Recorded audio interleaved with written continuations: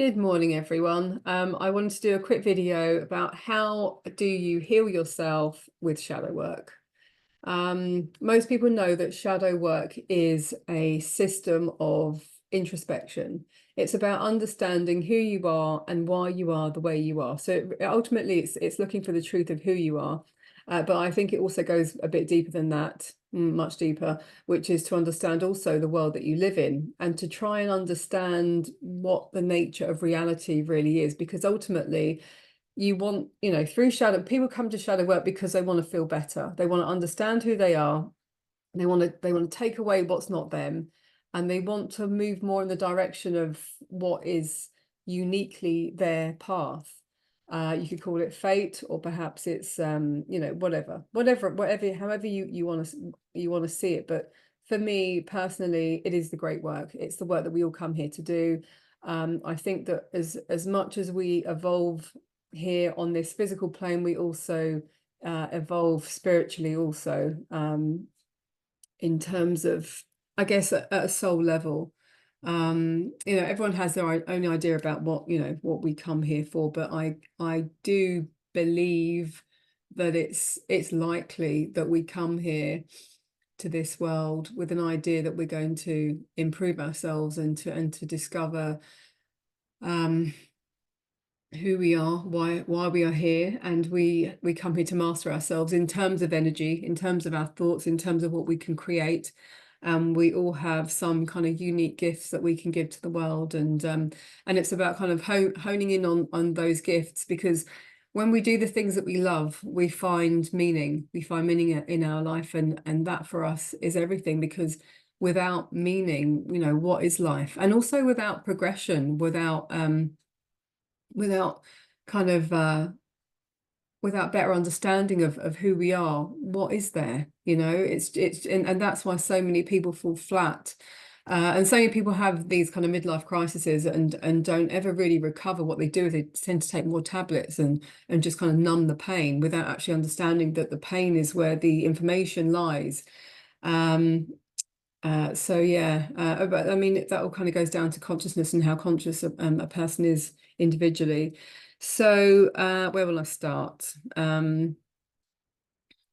How do you heal yourself with shadow work? Okay, so first of all, shadow work is about understanding who we are, the truth of ourselves, why we are the way we are. So to look at our childhood homes, and the social and cultural conditioning that we experience, and basically we want to take away all that is not us. Okay, so there are so many ways in which we have been formed, and the relationships with our parents are the most formative. And so if in any way our needs were not met, or we had a negative experience, or they had an unconscious kind of projection onto us in any sort of way, or there was a lot of fighting at home, or whatever it was, and a lot of the time, it's not done purposely, obviously. A lot of our parents, they had their own shadows to battle, and in those days perhaps they didn't have the information that they have now. So it's not really a witch hunt. Okay, so we're not looking for people to blame, but we are looking for the truth of the situation.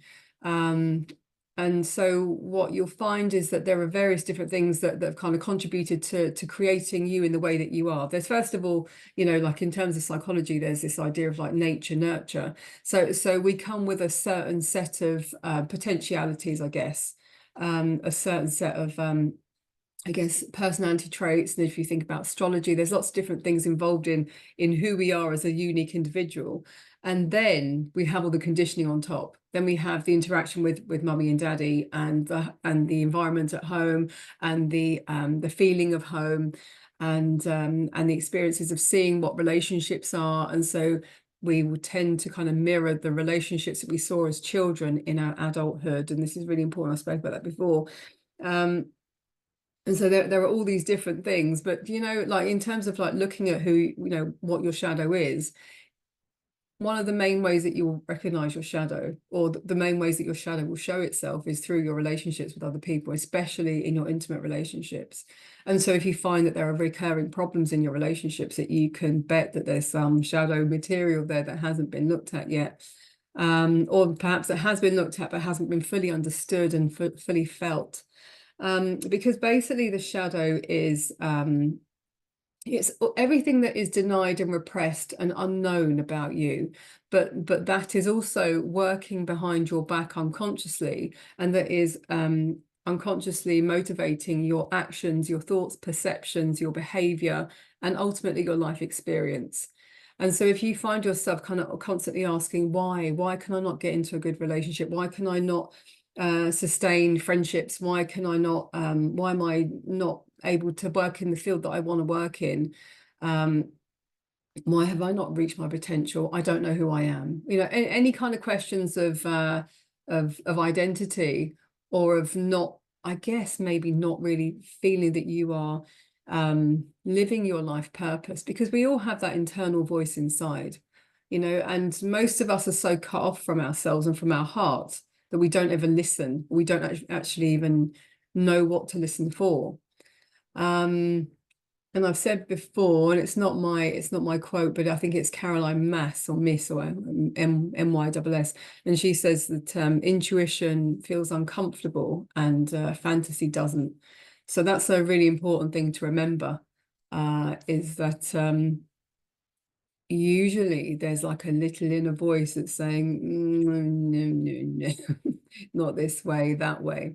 The other thing about life is that sometimes it can completely take you by surprise, and suddenly you are on a completely new path, and you're on a path that you never thought you were going to go down, and you have to kind of, you know, I guess consciously anyway, and so you have to kind of almost reinvent who you are.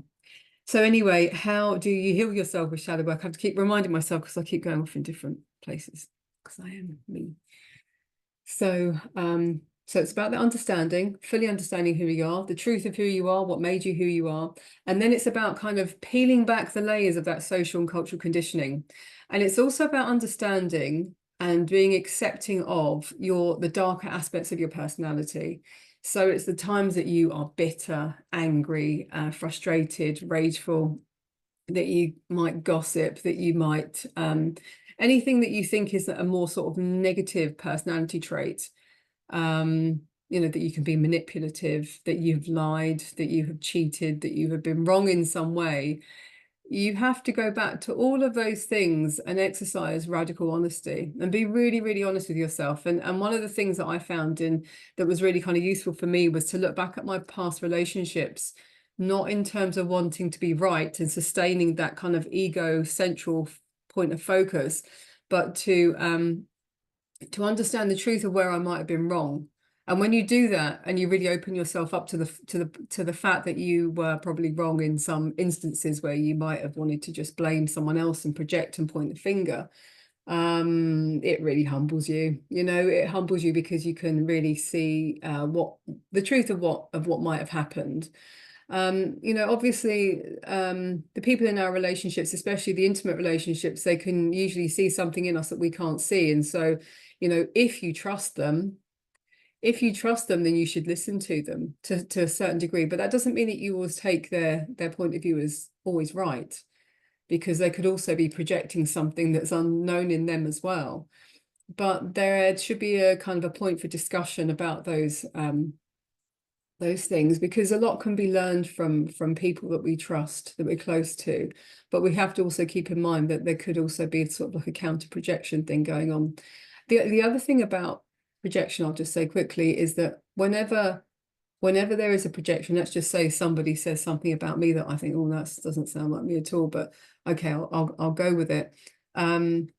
If somebody is projecting something onto me, there is, and I'm reacting and I'm defensive, there is usually also some hook in me that's kind of almost sort of attracting, or is colluding. I keep using this word colluding at the moment because I just think it's the right phrase, especially in relationships when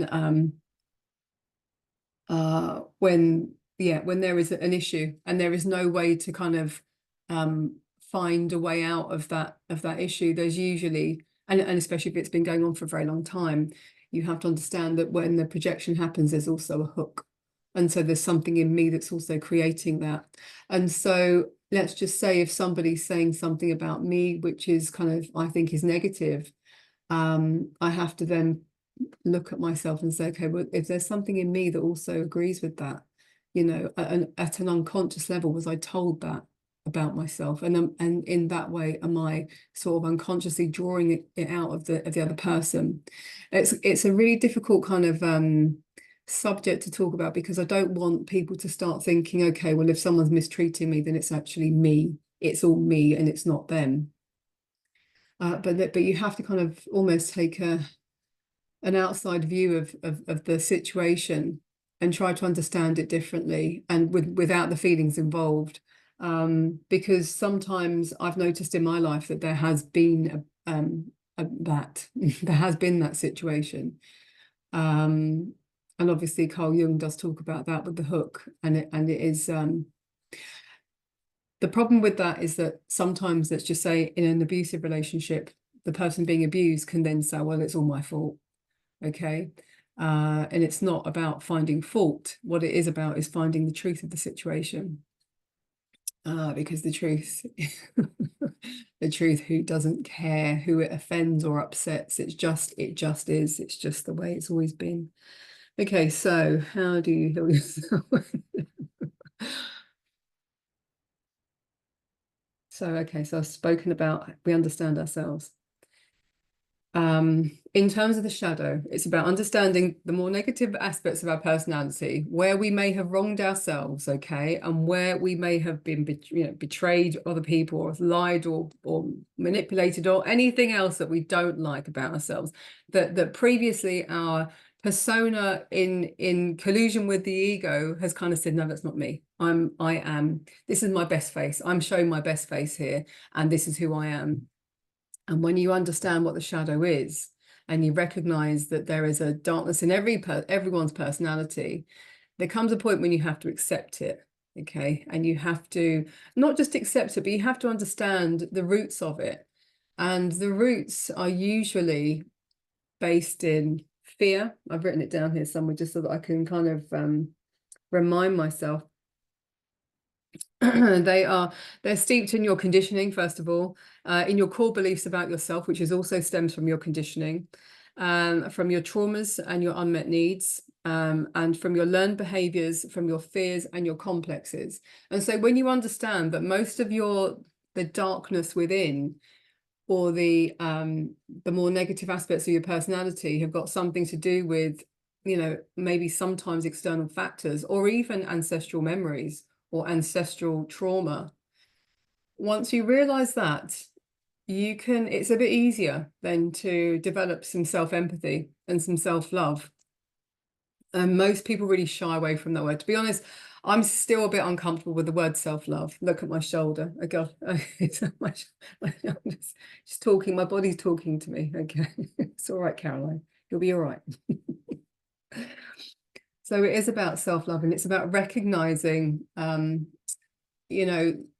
recognizing that most of it is like a barrier that we put up because we don't want to be hurt, and through that, and through kind of doing this kind of inner child work. And even if you try to understand and to love yourself in the same way that you love the person that you love the most, and think of yourself almost as a child, you can start then to kind of nurture yourself. And to be honest, when I read tarot for people, it often comes up that I have to kind of remind people that, first of all, we're all going to be dead in, say, 50, 60 years. Most of us will be dead. Okay, that's one thing to remember. The other thing is that we come here on our own, and we leave on our own. Okay, and I don't want to make people feel that they are alone. But I mean, we're alone with everyone. We're all in the same boat, and we kind of, if you are not your own best friend, and you're kind of walking around with an empty cup waiting for someone else to kind of give you something, to affirm you, to give you some validation for who you are, there's a lot of people out there with shadows the same as you. And so many people will just be projecting and just saying, no, I'm not giving you that. Occasionally you find people, friends or lovers, or someone who just sees the good in you. And usually it's because there's good in them. There's well, there's a good in everyone, but there's so much good in them, and the good that they see in you is also within them, and they're the special people. They're your people. You know, they're your I guess maybe possibly like soulmates or something like that. Because you kind of, you connect at a soul level. I mean, that's how I've kind of experienced it. And yeah, there are some people in my life. I'm quite lucky. I've got some really good friends, and they, yeah, I guess they see in me what is also in them, and I guess vice versa. And that can be very affirming. But I think when you don't see it in yourself, and you're, especially if you're looking for a relationship and you're empty, you're only going to attract more empty vessels. And so in order to be as happy and to be as fulfilled as possible, it has to come from you first, you know. And if you love yourself, you will not tolerate being around someone who doesn't have the same for you in them, you know. But if you're walking around empty and looking for someone else to fill you up, it's just not going to happen. I know I know this from experience. So self-love, developing self-love and self-empathy is the way. So when I'm going to be doing my Inner Alchemy program, which is starting on the 9th of March, I will be going through various different aspects of the shadow. First of all, dissolving the false self, looking at the shadow in great detail, reflections and confessions. There'll be a lot of group work online. I'll be doing sort of webinars and videos and workshops online for those 8 weeks. And so it's going to be very intensive. There's also going to be a lot of sort of course material, but I'm going to actually send the course material, and then I'm going to talk about it during one of the webinars, because I think for some people it might actually be easier if I just talk, and they can absorb maybe a bit more that way and just take notes, because that's the way that I learn anyway. It's quite a good way for me to learn. We're also going to be doing inner child work, the Anima Animus integration. We'll be looking at relationships as well, and how to cultivate sort of meaningful relationships, and what to look for and what not to look for, and what we need to bring into ourselves in order to attract the right person. I'll also be doing some energy work with people, because one of the main aspects of the 8 weeks is going to be about letting go. And this is also another way to how to heal your shadow. You know, the body keeps the score, as I don't remember the guy's name who wrote that book, but there's a book called The Body Keeps the Score, and it's about the psychosomatic, what the body does psychosomatically. So basically, whatever trauma or negative experience that you had, or unmet need, or blah blah blah, your body will hold it in some way. My shoulder does, my shoulder. And so the parts of your body that get affected, you need to work through. There is an energetic kind of holding on to various different aspects of our shadow. And so I'm, as a Reiki master teacher, what I'll be doing is I'll be doing some shadow work and some Reiki combined with shadow work at the same time. And so I'll be kind of releasing and letting, helping people to release and let go whatever is kind of holding them in difficult situations, or is holding them in their shadow, basically. And it is kind of keeping them from reaching their full potential, because very often the chakra system can be out of balance when you've got too much sort of unknown shadow material holding you back and not allowing you to kind of move into the fullness of your potential. And so, I mean, I found the sort of energy work really useful. And in the work that I do tarot and Reiki regularly in a local shop to where I live. And I've kind of almost given myself the name of Crime Maker, because at the moment I seem to be able to help people release a lot of emotions. And I can do this work only because I've been through this process. I've been through the process of shadow work. I've been through the process of energetically releasing emotion, which also helps to release stress in the body. And of course, you know, that there are still, you know, I keep talking about my shoulder. I went to the gym yesterday and I did too much. But there is also, I think, something still there, you know, and it's a lifetime's work. It is a lifetime's work. And I've spoken a little bit about the complexes and how they don't go away. I don't think that they go away. I think that we find new ways to deal with them over the various cycles of our life.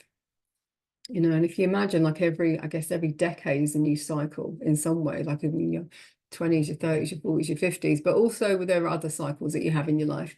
And we find new ways to deal with them. One of the things for me that has been a long-term win, I think, was in terms of my I guess, was it anxiety?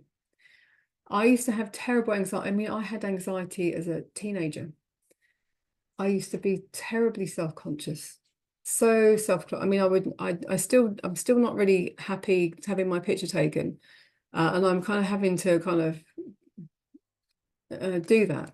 The other part about sort of healing yourself with shadow work is understanding what your fears are and doing exactly that. And so that this is part of the reason why it's important that I do these videos. It's important that I have pictures taken of myself because everything that we're scared of is, you know, there's something to learn in all of that.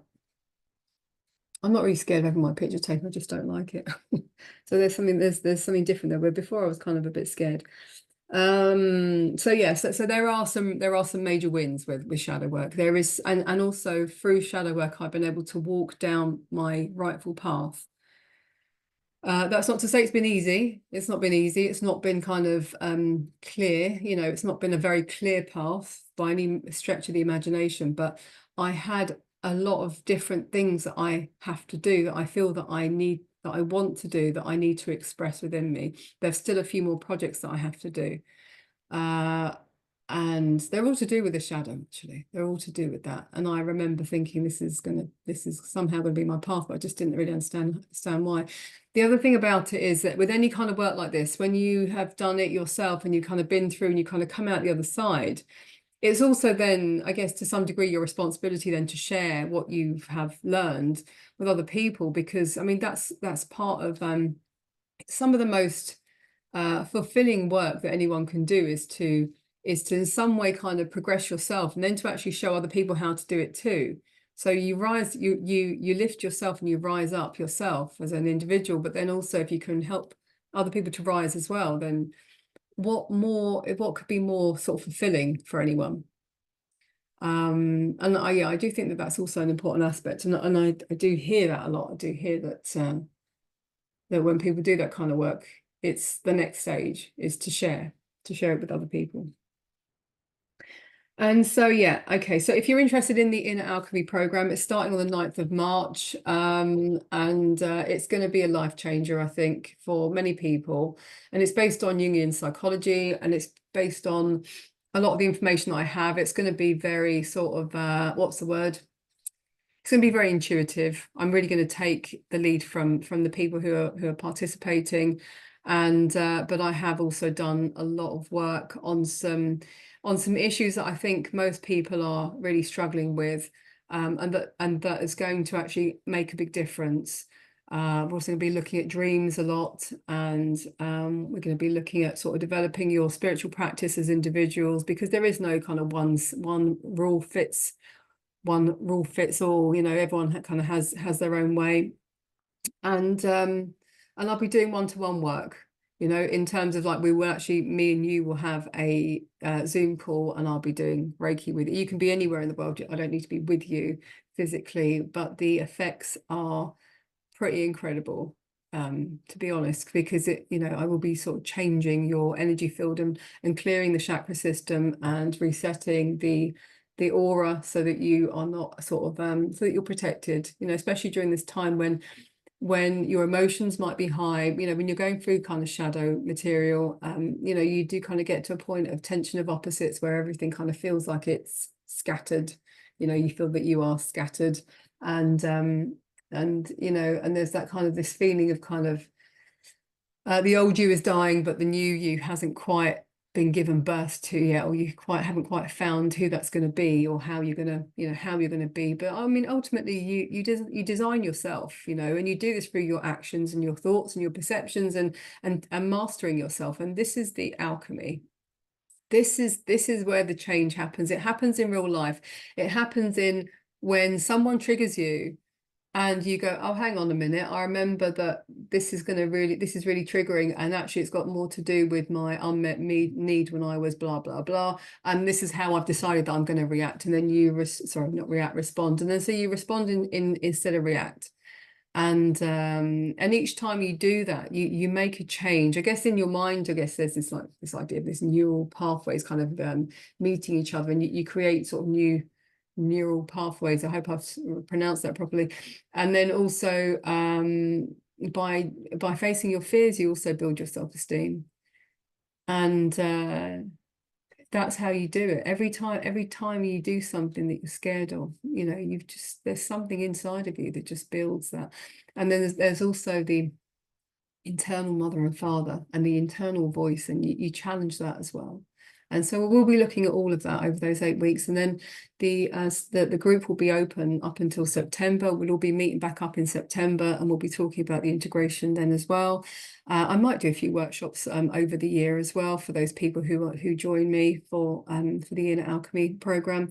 So yeah, if you want to see some changes in your life, I think the Inner Alchemy program is going to help. So let me know, get in contact, and I'll post a link at the bottom of this video. Take care, everyone.